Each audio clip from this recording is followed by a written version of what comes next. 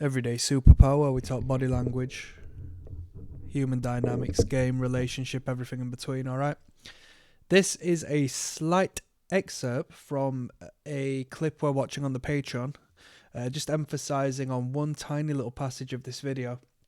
If you want to see the entire video and, you know, learn the real game of body language, now to read people, attraction, repulsion, and so forth, click the link down below. But I'm going to show you a clip. As for how far we go into the clip, who knows?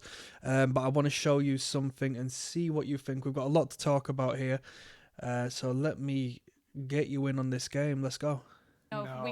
So just to clarify, I wasn't instantly attracted to you is the question that's been proposed to this two friends with benefits, right? Which we're about to see. Brad and Gia, yeah, the two we see here. We've got this Indian girl in the reddish colour top, reddy pink perhaps. We've got this taller guy on the other side facing her directly. It's a communication between them both. They've both said, yes, I wasn't instantly attracted to you. We're going to see somewhat of a strange engagement between them both, but that's what makes it great for nonverbal interpretation. Watch this. Yeah, so both. It was right away. Spark was there. I don't even know if we currently find each other. I don't know if we currently find each other attractive, she says, right? And look at his body language. So look at him normally, hands by his sides, standing upright. She makes a statement, and this is important because nonverbal communication happens in real time. Body language happens in real time. He's responding with his body to that statement. Watch. Gia, so both. It was right away. Spark was there. I don't even know if we currently find each other attractive. No, we probably don't. He responds to that. As his arms come onto his hips, he makes himself larger in the face of what he deems a potential threat. So when we see a cat get threatened, right, it stands up tall on its side and its hair elevates, his hair raises to make itself look bigger, okay? Because with scale comes intimidation, comes dominance, comes territorial value, right? So your boss at work might have the biggest desk.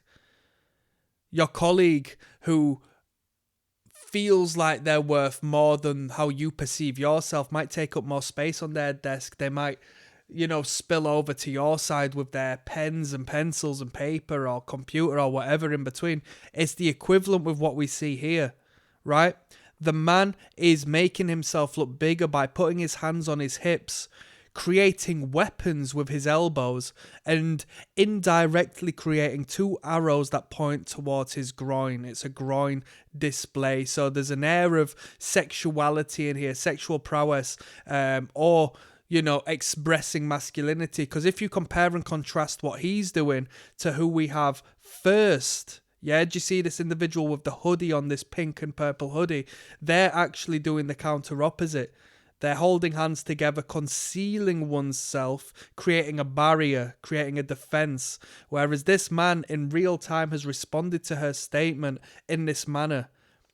Arguably quite aggressive because he's facing direct towards her in doing so. Yeah, so both. It was right away. Spark was there. Watch. I don't even know if we currently find each other attractive. We probably don't right now. We probably don't, he says. Look at her face. Behind, that's self-explanatory. I don't need to break down that organic, shocked expression behind them, right? But I think he's been caught off guard with that. Now he has to defend himself, and his body defends him before his verbal does. Yeah. You don't even find it attractive now. You're like, It took until Halloween. Now, what you're going to see is fascinating because we're going to start talking about mirroring behaviors, and we're going to start talking about the masculine and the feminine. He has gone from two arms on the hips to one hand elevated and resting against his neck. His dominant position, his defensive position has now become one of anxiety, one of pacifying. As his hand rubs against his neck, he creates endorphins through the stimulation of the nerve endings. It's a self-touching behavior. We do this in the face of a threat, right? Women do this a lot. It's worthwhile paying attention to. the side of the hand, relaxes and massages the neck in order to make the head, the brain feel better, because the brain is suffering a lot of stress now. Now he's detached from his initial position, and you're going to think, well, why has he done that? Wait till it cuts back to the woman before him. In August, but Halloween is where it really took off. Yeah. Boom. She has fought him out of position. She has matched him in putting her hands on her hips and saying, no, we're not playing this game. If you want to make yourself look bigger and more expansive and take up more space, nah. If you want to play that game, I'm in that game. As she makes herself look bigger, even though she is the biological feminine. She's more than happy to play masculine position, which gives you a great insight into their relationship. Now, what you need to take into consideration is there a sexual undertone to this? Is she mirroring this guy in an attraction sense? Is she playing follow the leader here? He's pacifying, so he's losing in behaving in this manner, people. But she has mirrored him in making herself more expansive, and he has released his masculine position and started to self-soothe by rubbing the side of his neck. Right? You paying attention?